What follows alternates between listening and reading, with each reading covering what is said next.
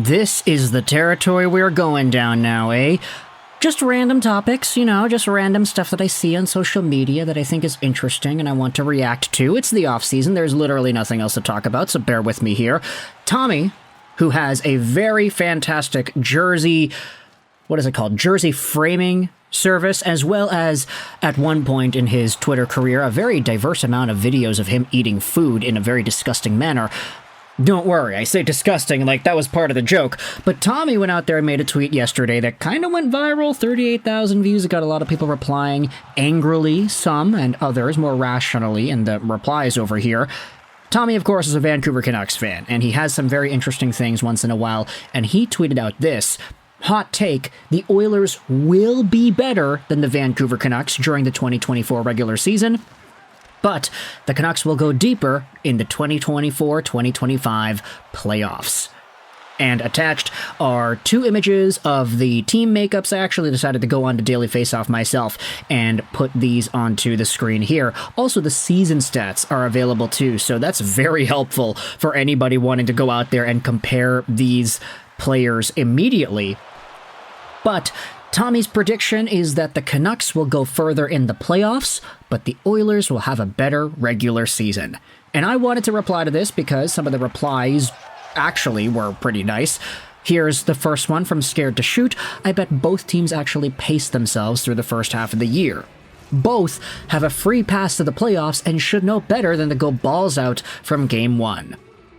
Balls out in Game 1, right? Like the Vancouver Canucks did at the start of the 23-24 season, where they absolutely dominated Edmonton. They got off to a super hot start. They were first in the league at one point, and then you had three players from Vancouver at the top of the scoring race at the same time. That would have been balls to the walls. And I think for Vancouver Canucks fans, it was super exciting seeing that go down, especially since it was so unexpected, Like the Canucks' hot start at the beginning of the 2023-2024 season was not really within the realm of possibility in anybody's mind. Hey, Vancouver at some point throughout the year would be first in the league. How crazy is that? But 24-25 is a new year. A lot of these guys in 23-24 had career years. Brock Boeser, 73 points and 40 goals. JT Miller, 100-point guy. You had Elias Pettersson post up an 89-point season in a year where he kinda sucked at certain parts of the year. There were really, really good moments of Elias Pettersson in 23-24, and there were two stints in particular at the beginning of the year and then before the All-Star break-ish, where he absolutely popped off. Before the All-Star break or after the All-Star break? I forgot. It was a while ago. But Pettersson throughout the playoffs was definitely not the same caliber of a player. I'd say heading into 2024-2025, the expectations on Vancouver are so much higher now compared to where they were a year ago. And the best part about it is I feel like the Vancouver Canucks, this core, this staff, these guys, and the people who are putting together this team, they fully understand that. And honestly, I don't see the Vancouver Canucks as the same kind of choking team that we saw them in the series against Edmonton in the second round this previous playoffs. I kind of said, I was dogging on Vancouver because they didn't show up in Game 6 and they didn't show up in Game 7. Sure, you could say they choked it away, but honestly, I don't think the Canucks really were ready, in a way, to advance past Edmonton in that series, nor did I think they had the necessary experience to carry them further into the 2024 playoffs, maybe past Dallas, maybe past Florida, who really knows? I mean, it definitely would have been an argument that you could have brought up, but this outcome for Vancouver, losing in the second round during a season where all of these guys had career years and they weren't expected to do nothing, that's totally fine. So maybe balls out to the wall at the start of the 24-25 season isn't really appropriate here anymore. As for Edmonton, I mean, they have themselves a Stanley Cup final run under their belt that still is going to be brought up to heck and back because they're the most recent Canadian team to make the Stanley Cup finals and lose in Game 7. So Edmonton, I feel like there is a little bit of an expectation that has improved from last year. Hey, Florida was a Stanley Cup finalist. They ended up losing. They won the Cup the next year. Edmonton, you guys got to do the same here, buddy. You have a 100 assist caliber guy in Connor McDavid. You have a 50 goal scorer in Zach Hyman. We know that Connor McDavid can be a 50 goal scorer if he wants to be. He just kind of doesn't want to be half the time. And then Leon Draisaitl had 100 points as well. You can't go out there and discredit that. Ryan Nugent-Hopkins was a 100-point guy before this most previously completed season. I mean, what is that? 18 plus 49, so 20 plus 50, 70 minus 3, 67 points on the year. Not the 100-point season he had previously, but still pretty good.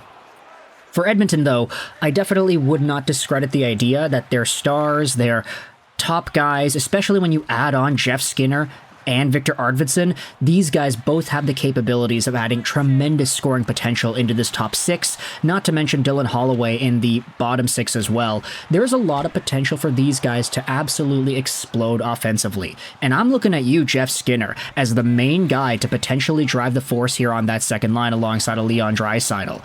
This will be the best player Jeff Skinner has ever played with. McDavid or Draisaitl on the power play, bar none. It's like that for most players coming into Edmonton. And for a guy like Skinner, who has still been a fairly good point producer despite being overpaid in Buffalo, this really is an opportunity for him to explode offensively. Who knows how that's going to carry the Oilers into the playoffs, though. I will say that when it comes to these two teams built side by side, I kind of like the Vancouver Canucks more as a quote-unquote playoff team.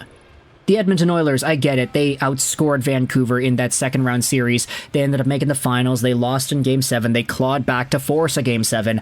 But when I take a look at both of these teams and their makeup, I think about the size of Vancouver's decor. I think about the very specific roles that everybody plays. Hughes and Hronek are your offensive guys.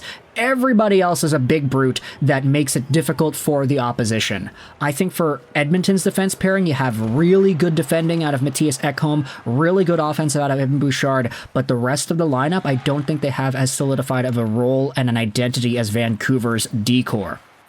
As for the rest, I'd say that Edmonton's top six is better than Vancouver's because of McDavid and Draisaitl, but Pettersson and Miller should not be seen as any slouches, especially with the additions of Jake DeBrusk and Daniel Sprong. If these guys do play with Elias Pettersson, as was suggested, because apparently they do have pretty good connections with each other, then who knows if Pettersson goes from what was an 89-point player to maybe a 100-point player once again, a 110-point player. If Jake DeBrusk gets 70 points and 30 goals, if Daniel Sprong gets 25 goals, this could be Elias Pettersson's breakout party for a guy who already has a 100-point season under his belt.